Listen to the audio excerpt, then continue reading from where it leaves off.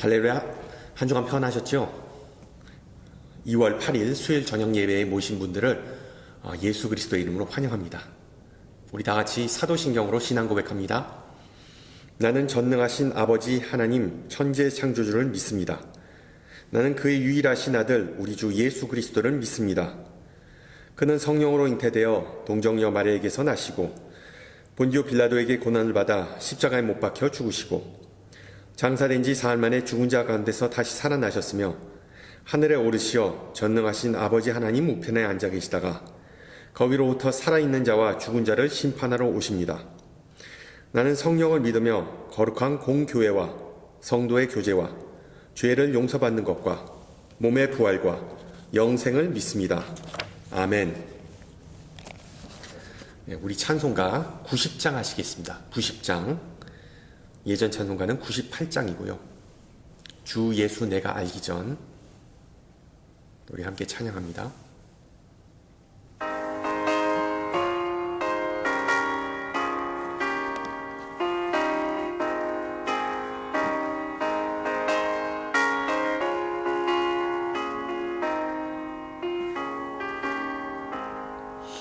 주 예수 내가 알기 전 날 먼저 사랑했네.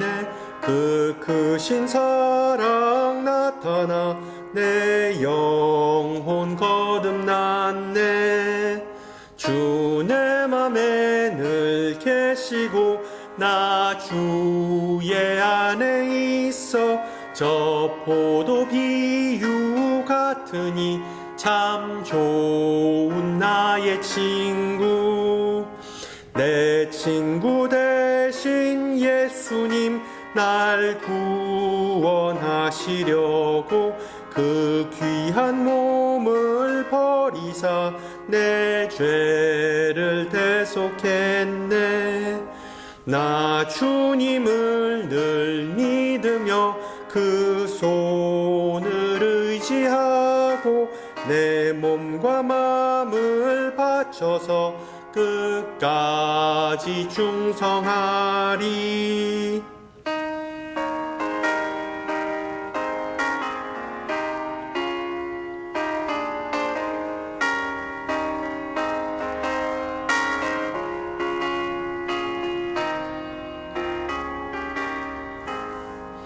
내 진실하신 친구여 그 은혜 내려주사 날 항상 보호하시고 내 방패 되옵소서. 그 풍성한 참 사랑을 네 능히 끊을 소냐. 날 구원하신 예수는 참 좋은 나의 친구. 아멘. 하나님께서 오늘 저녁 우리에게 주신 말씀 마태복음 14장 13절에서 21절입니다. 신약성경 마태복음 14장 13절에서 21절 말씀을 받들어 봉독합니다.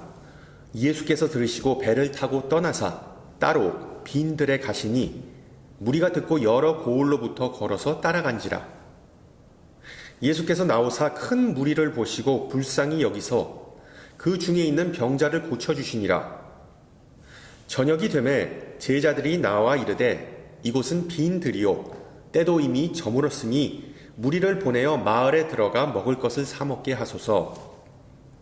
예수께서 이르시되 갈 것 없다. 너희가 먹을 것을 주라. 제자들이 이르되 여기 우리에게 있는 것은 떡 5개와 물고기 2마리 뿐이니이다. 이르시되 그것을 내게 가져오라 하시고 무리를 명하여 잔디 위에 앉히시고 떡 5개와 물고기 2마리를 가지사 하늘을 우러러 보시고 축사하시고 떡을 떼어 제자들에게 주시매 제자들이 무리에게 주니 다 배불리 먹고 남은 조각을 12바구니에 차게 거두었으며 먹은 사람은 여자와 어린이 외에 5,000명이나 되었더라. 아멘. 계속해서 예수님의 사역 속에 드러난 기적의 의미를 함께 살펴보고자 합니다. 이 성서시대뿐만 아니라 현재도 우리의 삶 속에서 역사하시는 하나님을 다시 목격하고 그리고 증거하는 귀한 계기가 됐으면 좋겠습니다. 영어에서 교인, 즉 교회를 다니는 사람을 뜻하는 단어가 몇 가지가 있습니다. 첫째, congregant라는 단어가 있는데 이 congregant는 회 중에 한 사람, 회 중에 한 구성원을 뜻합니다. 즉 예배하기 위해 모인 교인, 개개인을 가리키는 용어이죠. 이 단어는 무리 혹은 떼를 뜻하는 라틴어 그레기스에서 유래되었기 때문에 교인은 수많은 양떼 중에 한 마리의 양과 같다는 그런 의미를 수반합니다. 교인을 뜻하는 둘째 용어는 바로 parishoner입니다. parishioner. 작은 교회 또는 교구를 뜻하는 불어 바와스에서 유래된 용어입니다. 우리 개신교보다는 주로 로마 캐톨릭 그리고 영국 성공회의 교인을 가리킬 때 주로 쓰는 단어이죠. 그리고 마지막으로 church member라는 단어가 있습니다. 보통 그 교회에 등록한 교인을 지칭하는 단어인데 이 어떤 이들은 이 멤버라는 단어의 사용을 좀 꺼립니다. 무슨 코스코와 같은 대형 매장 회원권을 멤버십을 소유한 사람을 연상시킨다는 그런 이유에서 있죠. 그러나 저는 개인적으로 이 교인을 가리키는 멤버라는 단어를 좋아합니다. 왜냐하면 이 단어는 이 손, 발을 의미하는 고대 영어에서 유래되었습니다. 즉 멤버는 그리스도가 머리 대신 교회의 팔, 다리 또는 교회라는 신체의 장기와 같다는 뜻을 전해줍니다. 그래서 우리가 흔히 쓰는 지체라는 표현이 바로 이 영어 멤버를 의역한 것이죠. 그러나 또한 우리 신앙인과 그리고 교회의 관계를 나타내는 또 다른 단어가 있습니다. 귀납적 설교의 창시자이자 저명한 신학자 프레드 크래덕은 뉴욕에 있는 역사와 전통이 있는 리버사이드 교회의 임시 설교자로 청빙을 받았습니다. 그 교회가 소유한 아파트에 짐을 풀은 후에 냉장고를 열어봤더니 횡했습니다. 아무것도 없었습니다. 대신 그 냉장고에 조그만 메모가 붙어 있었는데 혹시 시장하면 교회로 오세요. 노숙자들을 위해 아침을 제공합니다. 그래서 몇 블럭을 걸어서 그 교회 건물에 도착했더니 벌써 많은 사람이 이 식판을 들고 줄을 서 있는 모습을 보고 자신도 식판을 두고 줄을 섰습니다. 그리고 앞뒤에 옆에 있던 사람들에게 물었습니다.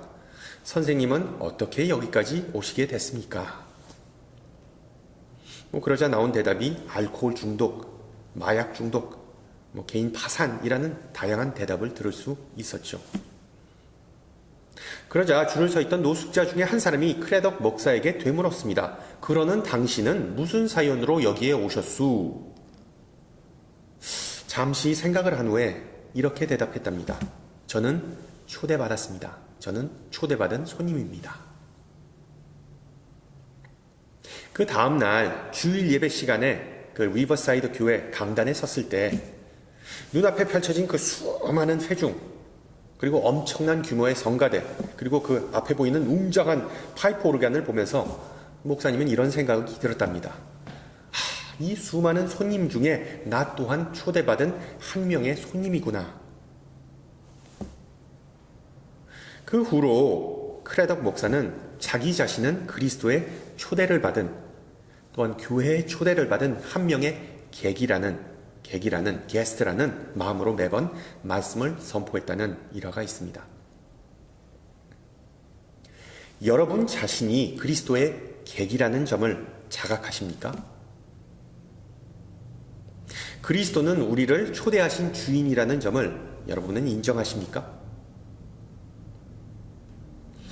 신앙생활을 하다 보면 주객이 전도되는 때가 종종 있습니다. 특히 자기 자신이 배고파서 예수님에게 한 끼 신세 좀 지러 왔다는 그런 마음 없이 손님은 왕이다 라는 당당하다 못해 뻔뻔한 자세로 예배에 임했던 적이 혹시 있었는지요? 오늘 본문 말씀은 우리가 잘 아는 5,000명을 먹이신 기적 이야기입니다.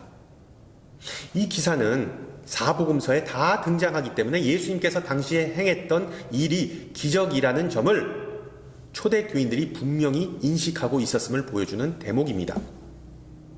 기본적으로 마태복음의 저자는 예수님께서 배고픈 손님을 어떻게 대접했는지를 기술하고 있습니다. 특히 야외 예배에 몰려든 그 군중의 마음을 예수님께서 어떻게 어루만져 주셨는지를 기록하고 있습니다. 예수님을 찾아온 그 손님들, 그 객들, 그 게스트들은 과연 누구였을까요? 그리고 어떤 이유로 예수님을 방문하였을까요? 그 대답을 하기 위해 먼저 본문의 문맥을 좀 살펴보아야 합니다. 때는 바야흐로 예수님께서 엄청나게 바빴던 하루였습니다. 수많은 사람이 예수님을 찾아왔기 때문이죠. 예수님은 그들이 결코 한가해서 자신을 찾아오지 않았다는 점을 잘 알고 계셨습니다. 왜? 오전 내내 쨍쨍한 햇빛 아래서 먹고 살고자 열심히 밭을 일구던 농민들이 바로 그 대부분이었기 때문이죠. 또한 그들의 자녀들도 많은 경우 농사일을 부모의 일을 도와주었습니다. 아니면 어린 나이에 기술을 좀 배우고자 동네에 있는 목공소나 대장간, 너무 뜨거운 대장간에서 허드렛 일을 하곤 했습니다. 삶이 고달팠기 때문에 당시 농부들은 비교적 이른 나이에 사망했습니다. 세상을 떠났습니다. 엎친 데 덮친 데 그들은 로마의 지배 아래에 있었기에 과중한 세금에 매달 시달려야만 했습니다. 정말 그런 각박한 인생을 살았음에도 불구하고 능력의 선지자이자 비범한 랍비 예수님의 말씀을 사모하였기에 그 허벌판까지 나왔습니다. 즉 그들을 움직인 것은 소위 말하는 팬심이었습니다. 팬심, 열렬한 지지자의 마음. 그러나 팬들은 때때로는 비이성적이고 배려가 없기도 합니다. 세례 요한의 죽음으로 인해 예수님은 결코 손님을 맞이할 처지가 아니었습니다. 하지만 그런 아픔도 모르고 군중은 기어코 예수님을 찾아내고 맙니다. 갈릴리 호수의 그 크기를 고려한다면 이건 결코 쉬운 일이 아니었겠죠. 거의 팬이 아니라 사생팬, 스토커 수준이었을 겁니다. 뭐 어쩌겠습니까? 예수님은 분명히 그들을 예전에 초대하신 적이 있습니다. 수고하고 무거운 짐 자자라 다 내게로 오라. 내가 너희를 쉬게 하리라. 그 한적한 곳까지 들판까지 따라온 무리에게 예수님께서는 무슨 말씀을 하셨을까요? 사람들하고 부대끼기 싫어서 고요한 곳에서 좀 혼자 마음을 추스르고자 했기에 설교는커녕 별 말씀을 아마 안 하셨을 겁니다. 왜 가만히 있으면 중간은 간다. 때로는 침묵이 금이다 라는 격언이 있죠. 뭐 어찌됐든 예수님과 군중은 공통점이 분명히 있었습니다. 둘 다 위로와 격려가 결실이 필요한 상황이었습니다. 앞서 언급했듯이 예수님의 사촌형인 세례 요한은 헤롯에게 죽임을 당했습니다. 여러분 12절 성경 있으시면 12절을 한번 보세요. 요한의 제자들이 와서 시체를 가져다가 장사하고 가서 예수께 아뢰니라. 그리고 그 소식을 들은 예수님은 배를 타고 떠나사 따로 빈 들에 한적한 곳에 가셨다라고 마태는 기록합니다. 쉽게 말하면 Leave me alone, leave me alone, 나 좀 내비둬. 그런데도 큰 무리는 예수님에게서 이 고단한 삶의 단비 같은 존재를 보았기 때문에 예수님을 찾아온 것입니다. 빈 들에 걸어서 예수님을 쫓아온 그 무리를 보신 예수님은 화를 내시지 않고 오히려 연민을 품으셨습니다. 연민. 지금 마냥 슬퍼하고 고인을 추모할 때가 아니라 더 시급한 일이 있다는 사실을 깨달으셨습니다. 그 우선순위는 다름 아닌 병 고침을 받고자 그 먼 곳까지 찾아온 병자들이었습니다. 물론 치유 사역과 더불어 건강한 이들에게는 말씀도 선포하셨을 수도 있습니다. 누가복음에 나온 이 오병이어의 이야기에는 예수님께서 그들을 반기시고 하나님 나라에 대해 설명하셨다, 가르쳐셨다라는 그런 내용이 나옵니다. 그러나 오늘 읽은 본문에는 마태복음 5장에 나오는 산상수훈처럼 예수님께서 그 큰 바위 위에 서서 청중에게 말씀을 선포하셨다라는 그런 기록은 없습니다. 그들을 데리고 무슨 성경 공부하셨다는 그런 내용 또한 없습니다. 기록된 바에 의하면 예수님은 큰 무리를 보시고 불쌍히 여기고 그 중에 있는 병자를 고쳐주셨습니다. 이것이 예수님께서 하신 행동입니다. 즉 자신의 중마고우이자 사역 동료 그리고 친척이었던 요한의 죽음으로 인해 몹시 슬픈 상태였지만 그 슬픔은 불쌍한 무리를 향한 측은함으로 대체되었고, 그리고 예수님은 오직 자신의 눈앞에 있는 그 병자들을 고치는데 반나절 넘게 보내셨던 것입니다. 일에 몰두하면 자신의 감정을 잠시나마 잊을 수 있는 것, 다들 한번 경험해 보셨을 겁니다. 더 나아가 위로와 격려가 간절했던 사람들과 부대끼면서 예수님 그 자신도 어느 정도 그 영혼이 치유되는 것을 느끼셨을 것이겠죠. 여러분, 오늘 본문에 나온 이야기를 일반적으로 오병이어라고 부르지만 정확한 명칭은 5,000명을 먹이신 사건, 5,000명을 먹이신 기적입니다. 그런데 잘 보세요. 큰 무리를 먹이신 사건은 이야기의 일부분일 뿐입니다. 일부분. 그것도 이야기 맨 끝부분에 나오기만 하죠. 또한 정확한 숫자 5,000명을 먹이신 사건, 그건 분명 그 숫자가 정확하지 않습니다. 왜? 10,000명은 훨씬 넘었을 것이라고 추정됩니다. 마태는 오직 장성한 남자들만 집계에 포함했기 때문이죠. 따라서 오늘 본문의 요점은 예수님께서 사람들의 배를 채워주셨다기보다 그들의 몸을 고쳐주셨다는 것입니다. 그들의 몸을 챙겨주셨다는 것입니다. 그리고 예수님은 그런 치유사역을 통해 하나님의 사랑, 하나님의 계획, 그리고 하나님의 역사하심으로 그 무리의 시선을 돌리신 것이죠. 쉽게 말하면 예수님은 아무런 조건 없이 그들을 고쳐주셨습니다.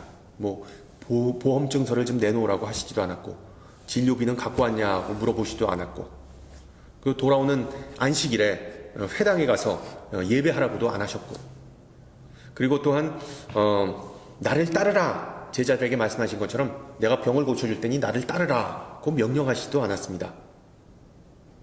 그 병자의 인적 사항에 대해서도 물어보시지 않았습니다. 이혼했는지 아니면 낙태 경험이 있는지 그거 따지지도 않으셨습니다. 또한 그의 생김새나 피부색, 나이, 성별, 사회적 지위를 막론하고 다 고쳐주셨습니다. 즉 아무런 차별 없이 진심으로 그 사람을 대하는 것, 이것이야말로 손님을 향한 최대의 환대 아니겠습니까? 그래서 예수님의 이 야외 예배, 의료 사역은 아주 성공적이었습니다. 그러나 모든 것에는 끝이 있는 법. 해가 지면서 식사 시간이 가까워져 오자 제자들은 예수님께서 사역을 좀 마무리하고 사람들을 인근에 있는 동네로 돌려보낼 것을 제안합니다. 그러나 예수님은 뜻밖의 반응을 보이시죠. 갈 것 없다. 일 없다. 즉 그들을 빈속으로 돌려보내지 마라. 너희가 그들에게 먹을 것을 주라. 너희가 그들을 대접하라. 이게 예수님의 방식입니다. 왜 손님을 빨리 등떠밀어 보내려고 하니? 혹시 필요한 거 있는지 물어본 다음에 그 필요를 채운 후에 비로소 보내주거라.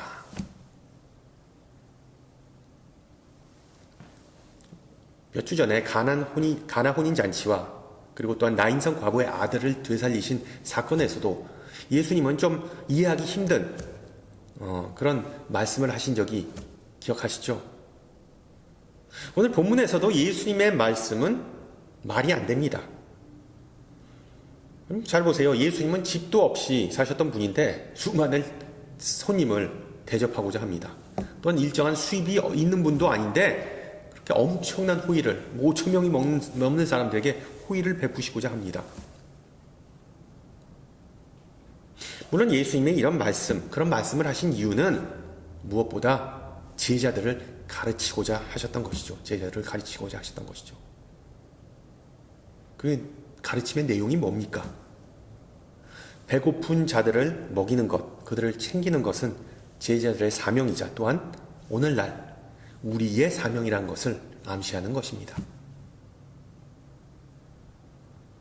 예수님은 결코 우리가 감당 못할 일을 시키시는 분은 아닙니다. 또한 우리의 능력 밖에 있는 일에 대해 책망하시지 않으시는 분입니다. 이것을 이해하지 못한 제자들의 반응은 지극히 정상적인 것입니다. 여기 우리에게 있는 것은 떡 5개, 보리떡 5개와 물고기 2마리 뿐이니이다. 물론 이러한 반응은 이해자들의 몰이해뿐만 아니라 믿음 없음을 드러내는 대목입니다. 예수님은 숱한 기적을 통해 하나님의 능력을 이미 드러내셨고, 그리고 제자들은 그것을 목격했음에도 불구하고 그들은 하나님의 능력을 인간의 상식과 범주라는 틀 속에 자꾸 가두어 두고자만 하는 것이죠. 비단 이것은 제자들의 문제만은 아닙니다. 많은 현대 신앙인들이 보여주는 고질적인 현상이죠. 우리의 능력과 한계에만 초점을 맞추다 보니까 내가 이건 할 수 있는 것, 내가 할 수 없는 것, 이것을 딱 분리해서 생각하니까 하나님은 그 사이에 보이지도 않고 하나님의 능력은 온데간데 없고 다른 이들을 섬기고 돕고 사랑하는 기회를 놓친 적이 상당히 많습니다. 여러분 한번 잘 생각해 보세요. 내가 부족해서, 아니면 내가 준비가 좀 안 돼서, 내가 가진 것이 이것뿐이라서 라는 핑계 때문에 다른 일을 실망하게 하거나 그리고 또한 빈속으로 돌려보낸 적이 얼마나 많습니까? 이와 같은 제자들 반응에 큰 실망을 느끼신 예수님은 말씀하십니다. 그거라도 일로 줘봐. 내가 알아서 할게. 자, 그리고 이제 예수님께서 19절에서 보여주신 일련의 행동에 좀 주목하시기 바랍니다. 떡 5개를 손으로 잡으시고, 그리고 하늘을 우러러 보시고, 그리고 축사하시고, 그리고 떡을 떼어 제자들에게 두셨다라고 마태는 기록합니다. 나중에 마태복음 26장에서의 떡을 가지사 축복하시고 떼어 제자들에게 주시며 이르시되 받아서 먹으라, 이것은 내 몸이라. 즉 십자가 달리시기 전날 밤에 마가의 다락방에서 제자들과 나누신 최후의 만찬을 연상시키는 구절입니다. 따라서 오병이어의 기적의 핵심은 생명의 떡이신 예수님 그 자신을 우리에게 나누어 주신 것으로 보아야 합니다. 그리고 그 나눔을 통해 그들이 하나님을 바라보고 더 나아가 요한복음 6장의 내용처럼 하나님께서 보내신 이를, 즉 그리스도를 믿게 하고자 하셨던 그런 의도였습니다. 물론 예수님은 이런 깊은 뜻을 백성이 깨달으리라고 생각하시지 않았습니다. 그 다음날 자신을 또 찾아온 무리를 보고 요한복음에서 이렇게 말씀하시죠. 너희가 나를 찾는 것은 표적을 본 까닭이 아니요 떡을 먹고 배부른 까닭이로다. 썩을 양식을 위하여 일하지 말고 영생하도록 있는 양식을 위하여 하라.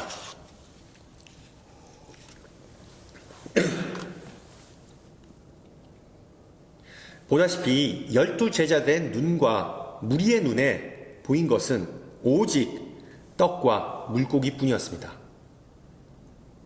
그 양식과는 비교도 되지 않는, 그 양식보다 훨씬 더 귀중한 예수님을 못 본 것이죠. 그리고 이러한 비극은 우리 현대 신앙인들이 손님이라는 신분을 망각한 채 주인 대신 예수님을 만나고자 할 때 자주 발생하는 경우입니다. 예수님은 도통 보이지 않습니다. 예수님이 누구인지를 전혀 깨닫지 못합니다. 예수님께서 무슨 일을 하시는지 인식하지 못합니다. 하나님의 은혜와 축복이라고 하면 일반적으로 성공한 인생, 건강, 많은 물질, 좋은 직업 또는 행복한 가정을 떠올리기에 십상이죠. 이 마치 무슨 기복신앙 같이 들린다고요? 여러분, 보통 우리가 기도할 때 세계 평화, 정의로운 사회, 하나님의 나라와 같이 눈에 보이지 않는 추상적인 개념보다 눈에 즉시 보이는 개념을 놓고 기도하는 것은 인지상정입니다. 지금 내가 이 자리에서 정말 힘들고 어렵고 또한 몸 아픈 것이 나에게 정말로 와닿지, 그제 터키에서 지진이 나서 정말 수천 명이 목숨을 잃거나 아니면은 우크라이나에서 전쟁 때문에 많은 이들이 계속 희생된다는 뉴스를 보면 물론 가슴 아프지만 뼈저리게 와닿지는 않기 때문입니다. 문제는 내 가까이에 있는 것, 나와 직접적인 상관이 있는 것, 나의 눈에 보이는 것에만 집중하다 보니까 그 내면에 아니면 그 뒤에 숨어 계신 하나님이 안 보인다는 것입니다.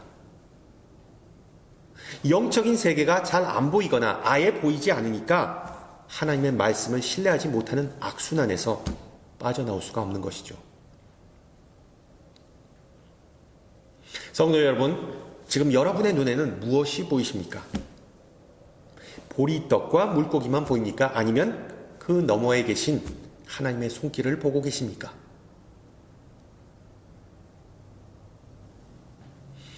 오늘 본문에 나온 오병이어의 이야기는 다른 복음서에 나온 이야기보다 현저하게 짧습니다. 그러나 또한 예수님께서 그의 사역에 대해 많은 힌트를 제공해 주십니다. 예를 들어 우리처럼 예수님도 슬퍼하셨다. 지친 심신을 다스리기 위한 개인만의 시간이 필요하셨다. 또한 예수님은 큰 무리를 다루는 법을 알고 계셨다. 자신의 우선순위에 충실하고 귀가 얇으신 분이 아니셨다. 또한 개개인을 위해 항상 시간을 내주시는 분이셨다. 그리고 이를 믿고 맡길 지인들을 항상 옆에 두셨다라는 내용을 우리가 배울 수 있습니다. 좀 더 나아가 더 큰 맥락에서 살펴보면 이 오병이어는 결국 최후의 만찬을 예고하는 사건이었음을 알게 됩니다. 예수님께서는 자기 자신, 정확히 말하면 자신의 사랑을 백성에게 나누어 주시면서 제자들의 믿음의 눈이 뜨도록 가르침을 베푸셨습니다. 그리고 개인적인 감정보다 타인의 아픔과 슬픔을 먼저 헤아리시는 분이셨습니다. 그렇습니다. 방금 전에 부른 찬송의 고백처럼 예수님은 내가 알기 전에 나를 먼저 사랑하시고 챙겨주시고 아껴주시는 분입니다. 할렐루야. 보다시피 오늘 본문에는 많은 주제와 그리고 또한 많은 상징, 은유가 등장하지만 그 중에서도 특히 이 물질만능주의와 세속적인 사회에서 예수님의 제자이자 예수님의 손님, 식객으로 살아가는 우리 신앙인들이 직면한 중요한 문제 한 가지를 잠깐 짚고 넘어가고자 합니다. 앞서 드린 질문이지만 그렇다면 우리가 어떻게 보리떡이 아닌 예수님을 바라볼 수 있을까요? 아니, 보리떡 5개와 물고기 2마리와 같이 보잘것없는 것들을 통하여 역사하시는 하나님을 우리는 어떻게 체험할 수 있을까요? 쉽게 말하면 영적인 눈이 열리고 신앙이 자랄 수 있는 비밀이 무엇일까요?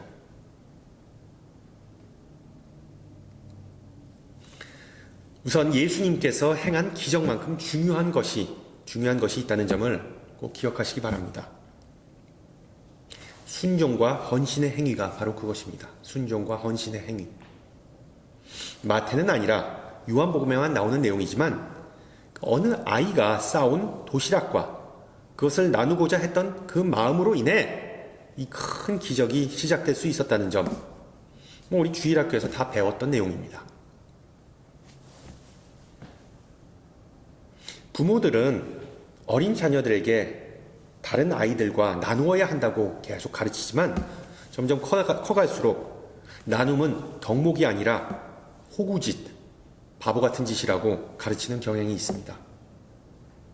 특히 경쟁 사회에서 그 눈에 불을 켜고 남을 그냥 짓밟고 이겨야 한다는 그런 독한 마음을 품지 않으면 사람 구실 못한다고 그런 생각을 주입하기도 합니다. 그것이 소위 말하는 타이거 패런팅의 기본적인 전제입니다. 그런 교육이나 사상에 노출되다 보면 예수님의 가르침과 예수님께서 보여주는 삶과는 완전히 어긋나는 삶을 살게 됩니다. 그 결과적으로 예수님도 보이지 않고 하나님의 사랑과 능력을 깊이 체험하는 일은 더더욱 없습니다. 감사하는 마음 전혀 품을 수가 없는 거죠. 그렇다면 말씀에 순종하고 자기를 희생하는 마음은 어디에서부터 나오겠습니까? 우리 예수님은 제자들과 또한 우리에게 이렇게 질문하십니다. 지금 내가 가진 것이 무엇이냐? 지금 내가 가진 것이 무엇이냐? 예수님께서 우리가 가진 물질이나 우리의 사정, 형편, 우리의 달란트를 모르고 하시는 질문이겠습니까? 아니죠. 예수님은 우리의 반응에 관심을 가지고 하시는 그런 수사학적인 질문입니다. 지금 내가 가진 것이 무엇이냐? 지금 내가 가진 것을 돌아보아라. 그리고 많은 이들은 그냥 눈에 보이는 것으로만 대답합니다. 이것뿐입니다. 별거 없는데요? 아니면은 가진 것이 없습니다. 물론 예수님은 제자들의 이런 소극적이고 부정적이고 믿음 없는 반응조차 다 예측하셨습니다. 그러나 결과적으로 그 소극적이고 부정적이었던 제자들의 손을 통해 12광줄이나 되는 보리떡을 다시 거두십니다. 여러분, 그런 믿기지 못할 역사가 가능했던 이유는 단 하나입니다. 그 이유는 단순합니다. 바로 하나님의 백성이 하나님의 일을 수행하였기 때문입니다. 하나님의 백성이 하나님의 일을 하였기 때문입니다. 서두에서 말씀드린 대로 저와 여러분은 교회의 멤버라는 사실을 기억하시기 바랍니다. 멤버의 의미는 지체, 바로 예수님의 손과 발, 주님의 눈과 심장이라는 뜻입니다. 그게 저와 여러분의 정체입니다.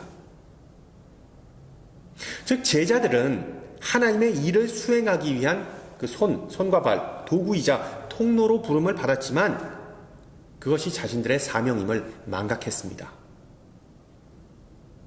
마찬가지로 신앙인은 자기 자신이 정확히 누구인지 그리고 자신의 참된 정체를 까먹으면 아무리 은혜의 말씀을 쏟아붓고 그에게 축복을 받아도 감사하지 못하고 순종하지도 않고 또한 눈꼽만치도 손해보고자 하지 않는, 눈꼽만치도 희생하고자 하는 마음이 생기지 않습니다.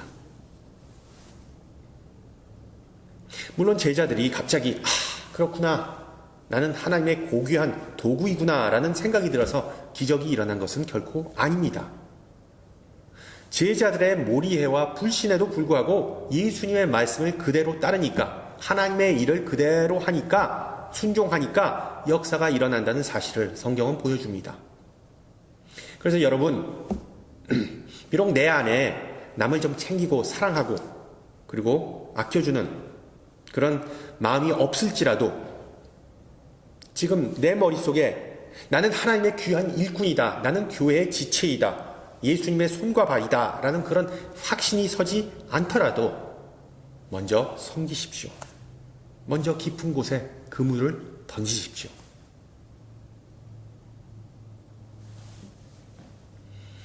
하나님께서 우리에게 베푸시는 은혜는 충분하다 못해 차고 넘치는데 이 세상은 이것밖에 없냐라는 생각을 자꾸 하게 만듭니다. 하나님께서 오늘날 베푸시는 은혜는 우리의 시선을 예수님에게 향하게 하고 충분하다 못해 차고 넘치는 장성한 분량의 믿음에 이루게 하십니다.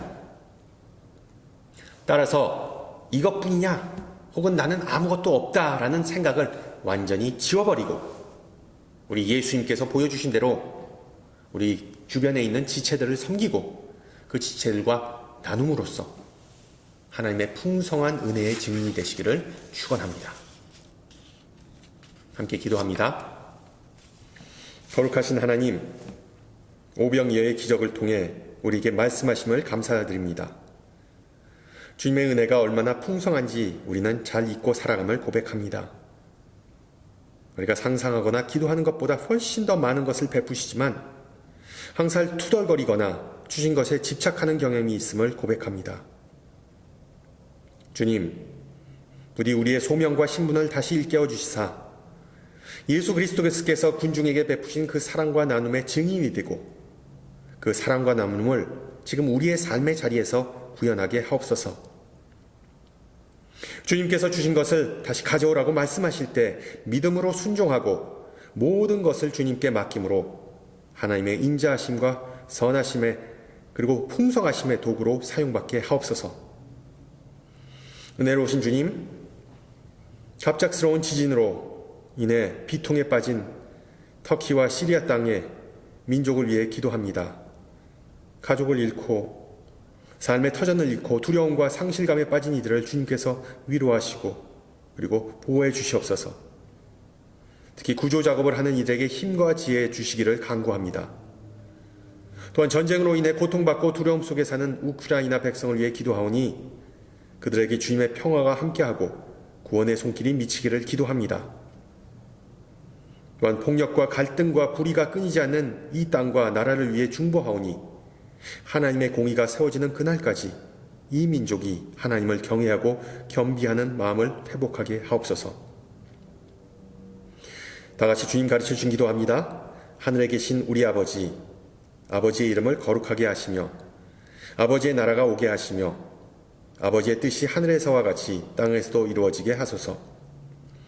오늘 우리에게 일용할 양식을 주시고 우리가 우리에게 잘못한 사람을 용서하여 준 것 같이 우리 죄를 용서하여 주시고 우리를 시험에 빠지지 않게 하시고 악에서 구하소서.